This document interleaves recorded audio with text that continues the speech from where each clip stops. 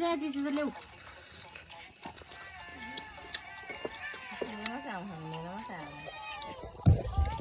एउटा के हेरिराख्नु भएको छ होला हो त दामी छ हो त अझै अब चाहिँ आउँछ एकजनाको हेऱ्यो भने एकजनाकै मात्रै आइरहेको छ दामी मासु चाहिँ क्रिक क्रिक भयो चिसो नखाने के हो यो त यो हड्डी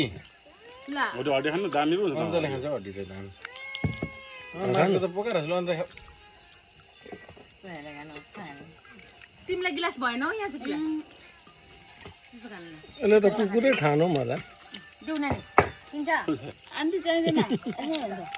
हजुरलाई गिलास पर्दैन आन्टी छ यहाँ गिलास नानीलाई गिलास किन मन खोजेको हाँसी छ